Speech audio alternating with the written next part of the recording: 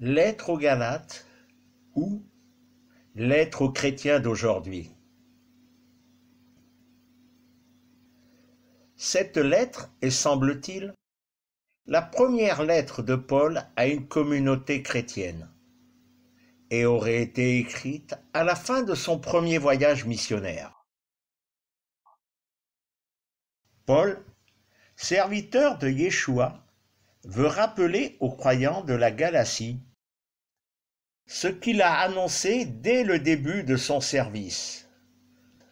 Seulement et uniquement Yeshua à la première place. Pour comprendre cette lettre, il faut se mettre à la place des croyants de la Galatie. Autrement dit, l'annonce du salut par la mort de Yeshua, et n'ayant pas la Bible telle que nous l'avons aujourd'hui, mais seulement la Torah, l'Ancien Testament. Quel est le principal reproche fait aux croyants de la Galatie? Sous l'influence de Yehoudim, revenir à l'écrit, la Torah. Et Paul va expliquer aux Galates l'erreur et les conséquences de ce retour à l'écrit, la lettre et aujourd'hui la Bible. Devons-nous rejeter l'écrit, la lettre ou la Bible? Paul le dit lui-même. Lettre aux Galates, chapitre 2, verset 21. Je ne rejette pas le chérissement d'Élohim. Paul va expliquer le pourquoi de la Torah. Lettre aux Galates, chapitre 3, les versets 10 à 12. Car tous ceux des œuvres de la Torah sont sous une imprécation. Oui, il est écrit pour cela, Éonie qui ne persévère pas dans toutes les paroles écrites dans le volume de cette Torah pour les appliquer. Que maintenant, par la Torah, personne n'est justifié en face d'Élohim. C'est clair, parce que le juste vit par son adhérence. Mais la Torah ne procède pas de l'adhérence, mais celui qui l'accomplit en vit. Nous voyons donc que ce n'est pas par les œuvres de la Torah que nous sommes justifiés, mais par celui qui a accompli les œuvres de la Torah, et donc qui donne la vie, Yeshua le Messie. Continuons avec le verset 13. Le Messie nous a rachetés de l'imprécation de la Torah, en devenant à cause de nous imprécation. Il est écrit, Honni le pendu au bois. Pourquoi? Le verset 14 nous donne la réponse. Afin que la bénédiction d'Abraham parvienne aux nations par Yeshua, le Messie, pour que nous recevions la promesse du souffle par l'adhérence. Venons-en aux Galates et aux reproches que va faire Paul. Chapitre 3, les versets 1 à 5. Ô Galates insensés, qui vous a ensorcelé, alors que Yeshua le Messie a été dépeint d'avance sous vos yeux crucifiés? Je veux apprendre seulement cela de vous. Avez-vous reçu le souffle par les œuvres de la Torah ou par l'écoute de l'adhérence? Êtes-vous ainsi insensés? Vous avez commencé par le souffle. Maintenant voulez-vous finir par la chair? Auriez-vous souffert tout cela en vain? Du moins, si c'était en vain. Donc, celui qui vous dispense le souffle et opère des puissances parmi vous, est-ce par les œuvres de la Torah ou par l'écoute de l'adhérence? Que s'était-il donc passé au sein de l'assemblée des Galates. Il semble que cohabitaient Yéhoudim et Goïm, que la dissimulation et l'hypocrisie avaient atteint certains Yéhoudim. Lisons au chapitre 2, les versets 11 à 13. Mais quand Képha est venu à Antioche, je me suis opposé à lui en face, car il était condamnable. Avant que ceux de Jacob ne soient venus, il mangeait avec les Goïm. Mais quand ils sont venus, il s'est retiré et séparé, en frémissant de ceux de la circoncision. Les autres Yéhoudim se mirent aussi à feindre avec lui, de sorte que Barnabas a été entraîné par leur feinte. Képha avait un gros problème. Il ne voulait pas que ceux de la circoncision, les Yéhoudim, sachent qu'il mangeait avec les Goïm, les incirconcis, et par son attitude, entraîna d'autres Yéhoudim et Barnabas. A-t-il été le premier à avoir cette attitude? Non. Nous allons relire plusieurs versets. Évangile de Matthieu, chapitre 26, versets 69 à 75. Pétros est assis dehors dans la cour.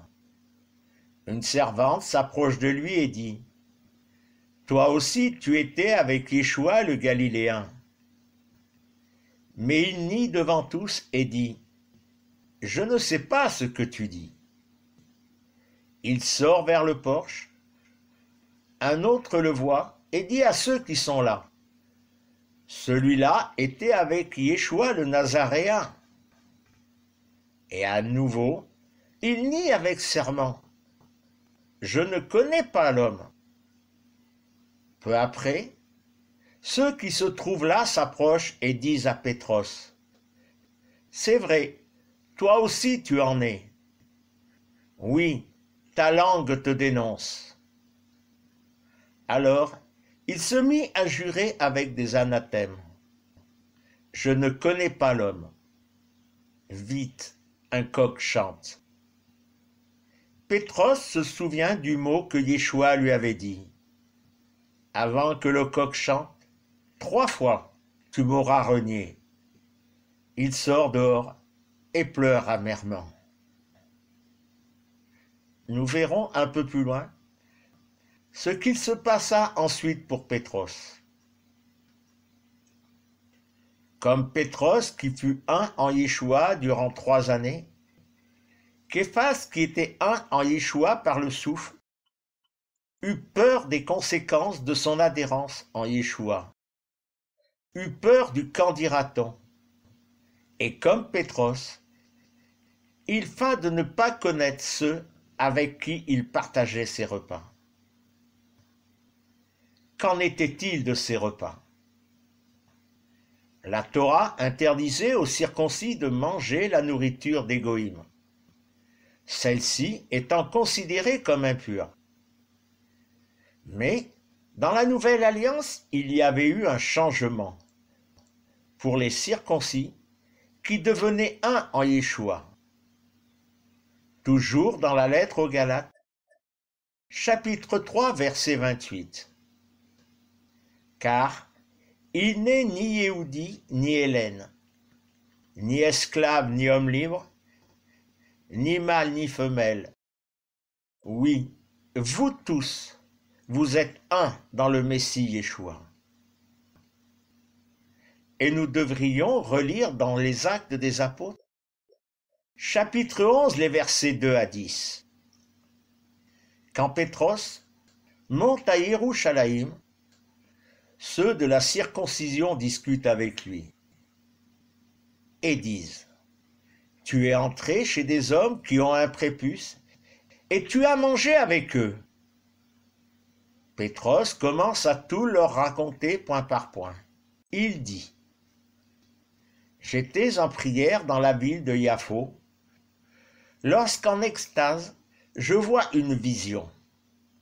Voici un objet comme une grande nappe descend des ciels, lié par les quatre coins et vient jusqu'à moi. Je fixe, j'observe, et je vois les quadrupèdes de la terre, les fauves, les reptiles, les oiseaux du ciel.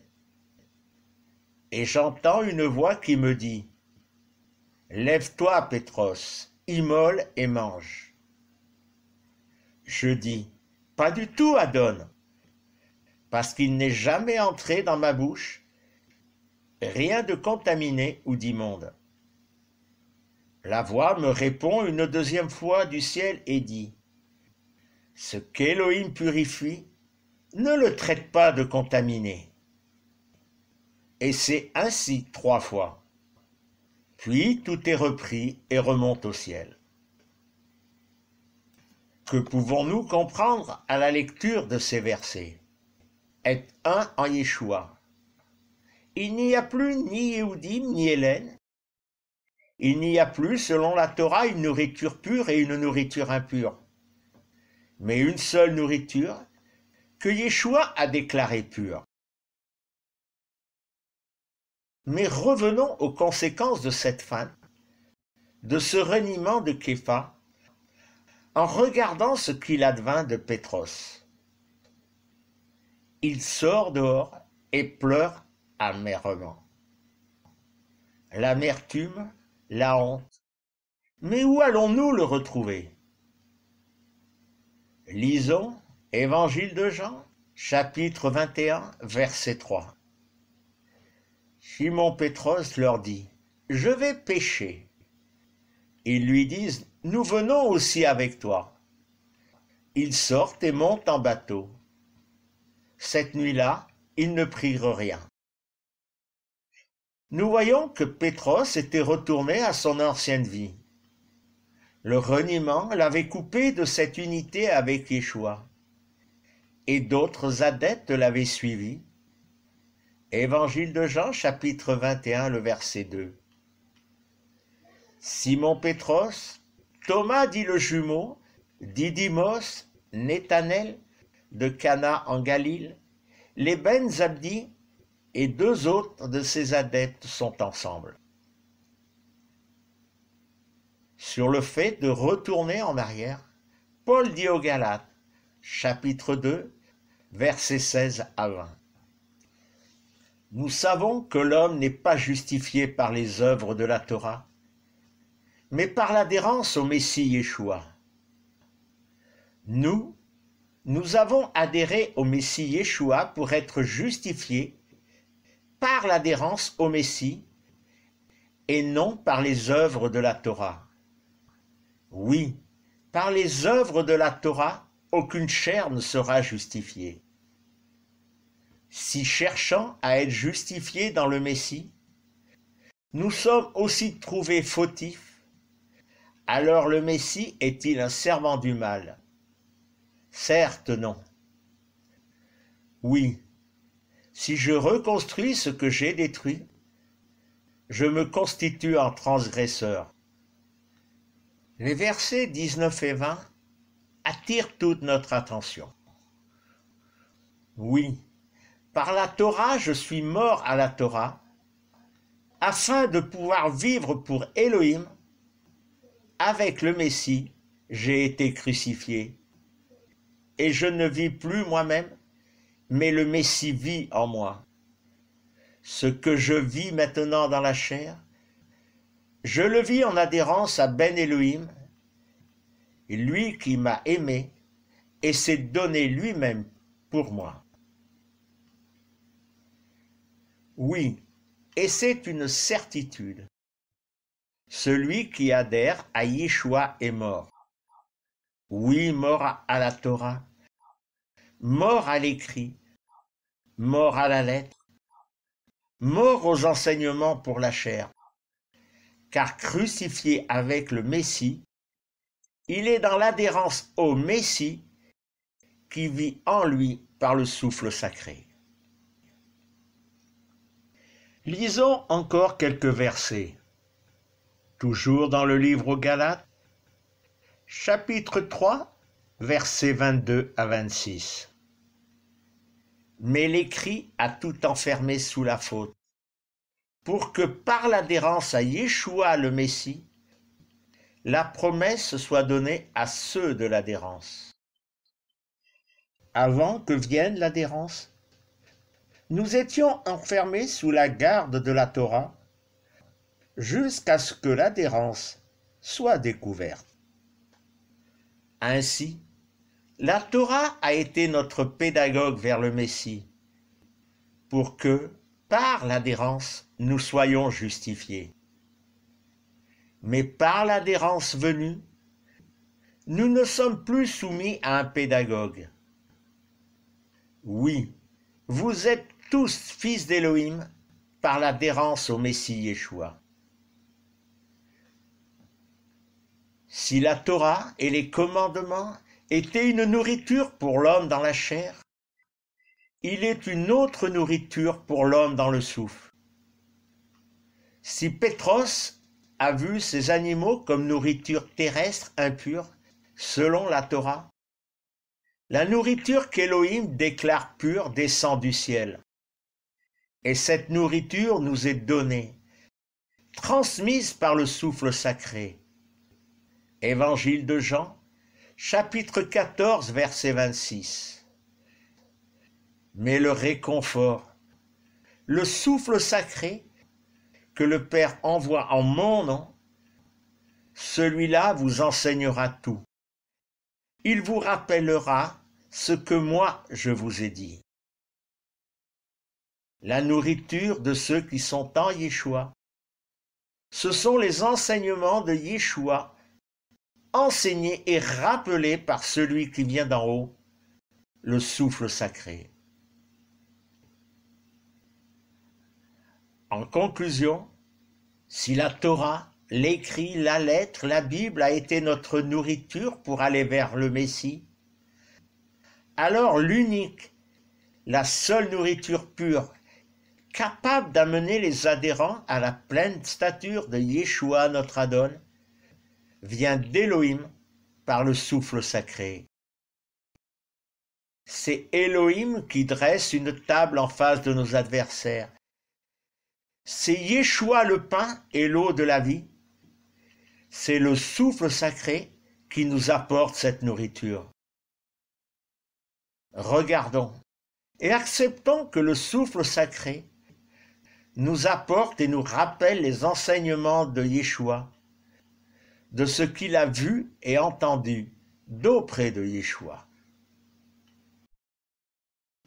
Revenir à la Torah, à l'écrit, à la lettre et ses enseignements pour le salut, c'est renier le sacrifice sur la croix de Yeshua. C'est renier le sang purificateur de l'agneau parfait, Yeshua, le Fils d'Élohim. Marchons par le souffle de l'adhérence et non par la lettre, car la lettre tue, mais le souffle vivifie. 2 Corinthiens, chapitre 3, verset 6. Soyez tous bénis en Yeshua.